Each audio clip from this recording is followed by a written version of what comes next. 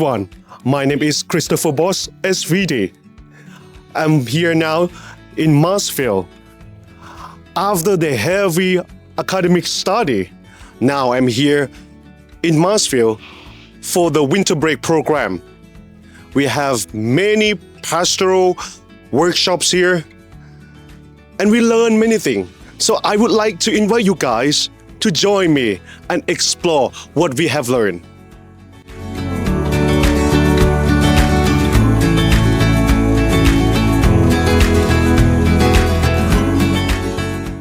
Father Michael Hardy led us in a time seminar on professional standards and safeguarding, emphasizing responsibility and integrity in ministry. Maximilian Pucha reflects on how the section strengthened our understanding of pastoral care.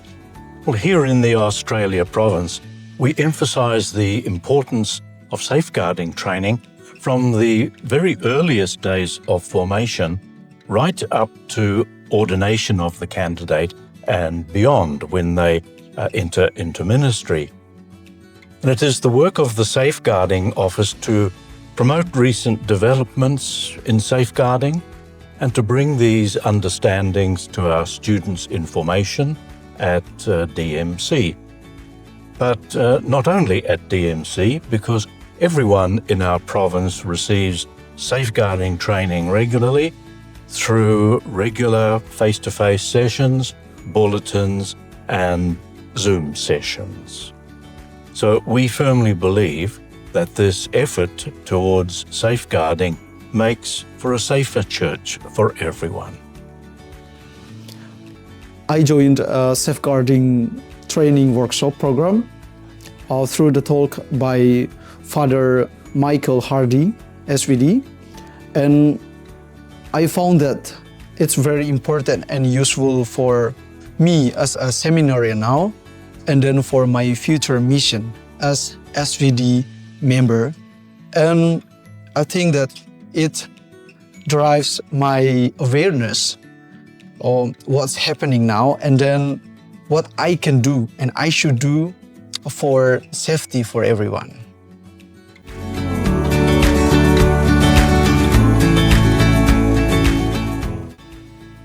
Father Eseli Rash guided us through the vision of the Synodal Church and the practice of discerning spirits in religious life and mission. Jacob Young shares how the session inspired a deeper sense of listening. Now let us listen from Father Rash and the feedback from Jacob Young. Seminaries are great spaces where future leaders or future priests are formed in the art of active listening, which I think is the basis towards a synodal church. Not just active listening towards their superiors, but to all people in general. My hope and wish is that our Divine Word missionary scholastics studying in Melbourne and everywhere in the world will truly listen to what the people are saying as well as to what the Holy Spirit is saying to the Catholic Church. Through the sharing of Father Ross, I found a deeper meaning of the synodality. It is about to truly listen to God and others. From that, I realized that God's voice speaks to me through the church and the people.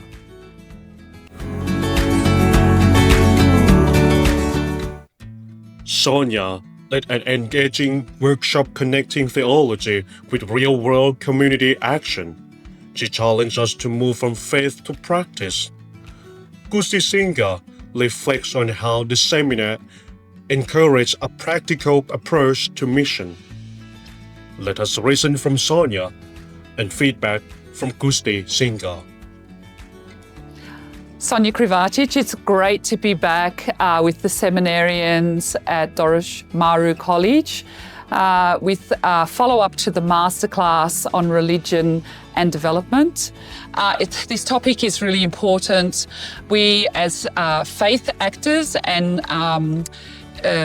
those leaders who are in formation at the moment to become priests and local faith actors really have an opportunity now to engage in religion and development. What is the importance of faith in integral human development, and to really understand that intersection of religion and development, engaging with the understanding of international organisations such as the World Bank, the United Nations and all of the various agencies of the United Nations, other faith groups and the faith groups that are doing other local faith programs in development. It's really important because holistic human development means that we are engaging in education, in water programs, in health programs, and often religious actors have that trust and the local networks to best engage with local communities. However, they're often overlooked in development. In the last 15 years or so, there has been an increasing understanding of the influence of local faith actors and faith leaders in impacting development outcomes. And so it's really important for us to understand, as upcoming seminarians and new faith leaders and those of the seminarians who will become priests in local communities, that understanding of integral human development and how important the intersection of religion and development is. So a pleasure to be able to be here with the follow-up masterclass today, and I look forward to hearing some more great discussion as we continue on this journey together. Thank you. It's been a privilege for me to be part of this class facilitated by Sonia, talking about the community buildings and how we as the future missionaries engage in our mission. I found some important points that really touched me, struck me. It's about how do we relate, how do we make our missions relevant to the world, especially the secular world. That's why as a missionary, we have to think, we have to build our own theology, how we develop our theology, and how do we make those theology become practical in our missions, in our life. That's why I'm so grateful for the opportunity to be participating in this seminar workshop by Sonia, and I'm really grateful for the presence of Sonia as well to enlighten our minds and also help us to think about our future mission. Thank you.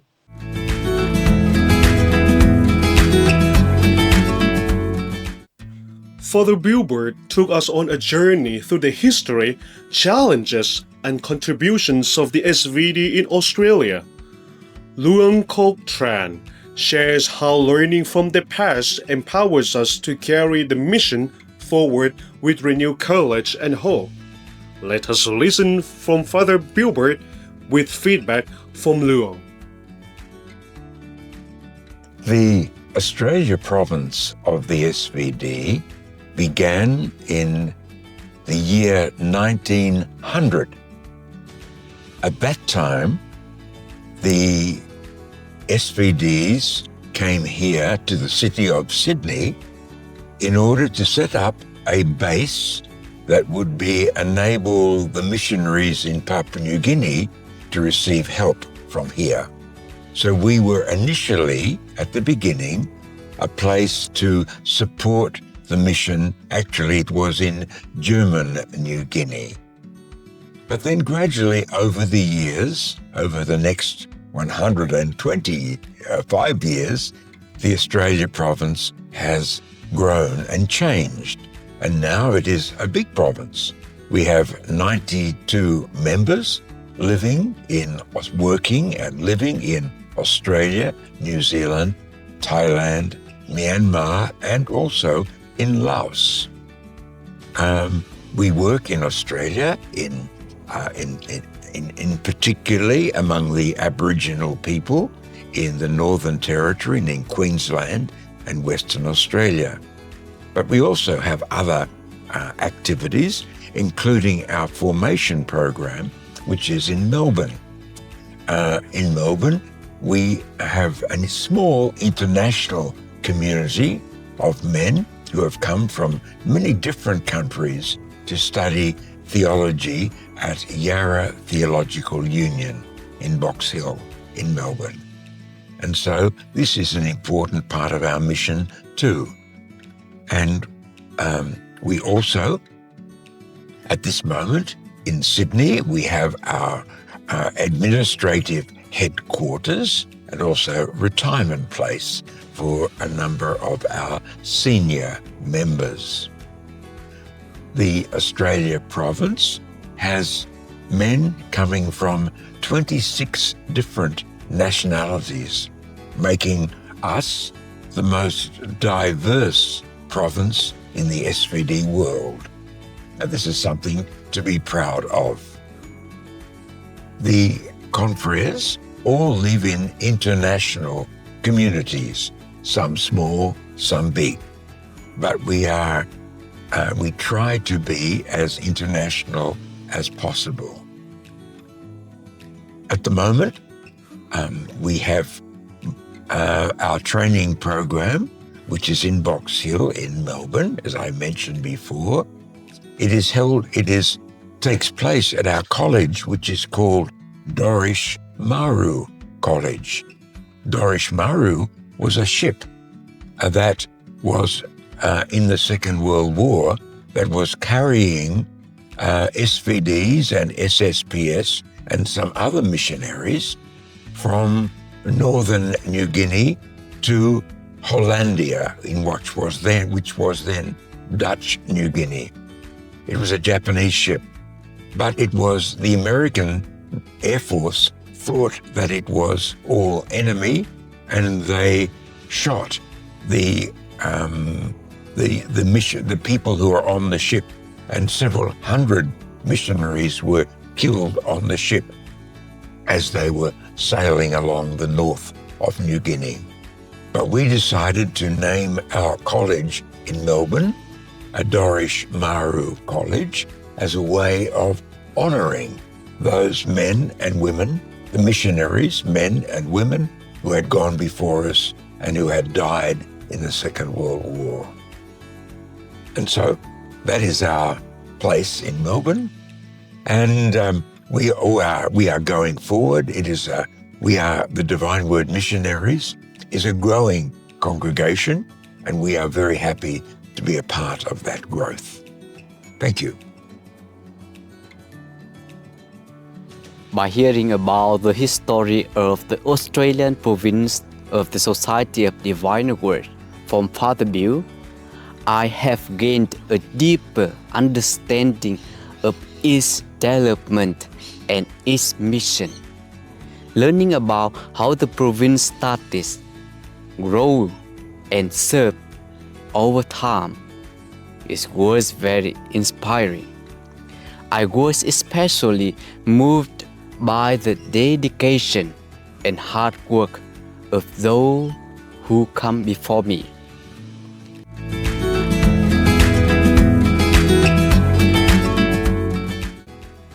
Together, these workshops equipped us to live our SVD calling with heart, mind, and action, now and into the future.